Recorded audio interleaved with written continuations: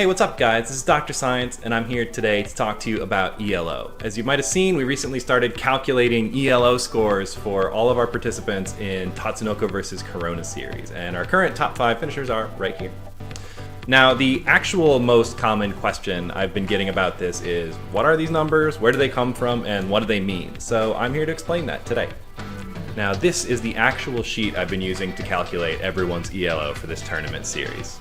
Now, if we look at my sheet here, you can see I have a set of names over here, then who they played in each round, what their opponent's ELO was, and then a couple other numbers. When we first started off, we set everyone's ELO to 10 billion because it's a nice TvC number.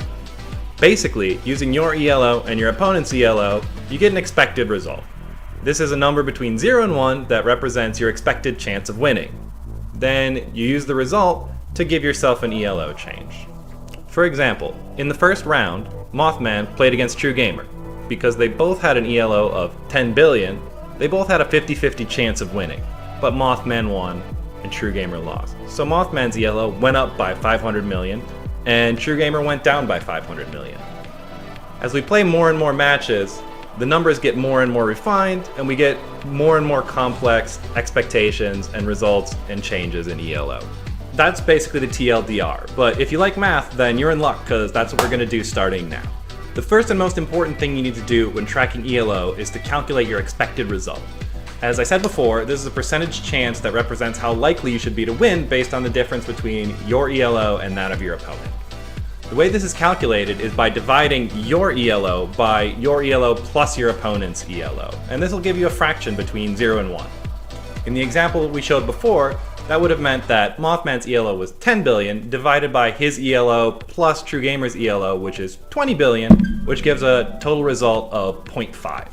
Next, you need to calculate your actual result using your expected result. Now this is pretty easy. You just take 1 for a win or 0 for a loss and subtract your expected result from that.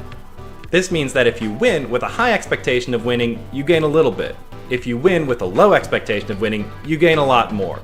Likewise, if you lose with a low expectation of winning, you only lose a little bit, but if you lose with a high expectation of winning, you lose a lot more.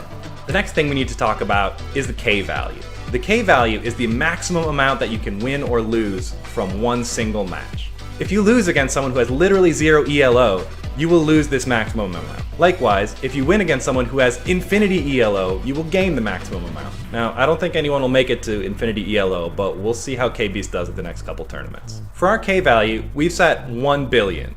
So in the example we gave before, where both people had a 50-50 chance of winning or losing, the winner gains 500 million, while the loser loses 500 million ELO.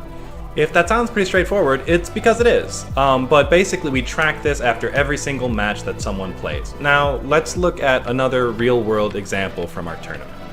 Mothman won TvCorona versus Corona 1 and 2, which meant he had a pretty high ELO ranking coming into TvCorona versus Corona 3, but he faced and lost to KBeast in the losers bracket of TvCorona versus Corona 3. Because it was KBeast's first tournament, he hadn't accumulated a lot of ELO at that point. If we look, Mothman, in the first column, started out with almost 15 billion ELO, against KBeast, who only had around 11 billion, which meant that Mothman's expected win percentage was 57%, almost 60%. Meanwhile, KBeast sitting down at around 42%. KBeast won, meaning his ELO went up by significantly more than the 500 million, and Mothman lost, meaning he lost more than 500 million. Over the course of TvCorona versus Corona 3, KBeast went from the initial value of 10 billion all the way up to 12.5 billion, which is the largest one-week increase of ELO we've seen so far, because he played against opponents with good ELO and beat them. Although he couldn't quite catch up with Mothman, who's still sitting pretty at 14.3 billion ELO. Now, one last thing to note is I am decaying the ELO of anyone who doesn't participate in a particular week. If you don't participate in a tournament, your standing ELO gets decreased by 3%. And this is because I don't want somebody having one good result, getting a lot of ELO, and then just sitting on it. So please make sure to register every time. Hey guys, so that wraps up our little explainer on ELO. Please feel free to ask me any questions if you have them. Otherwise, register for and come watch TvCorona versus Corona 4 this Sunday. I'll see you guys there.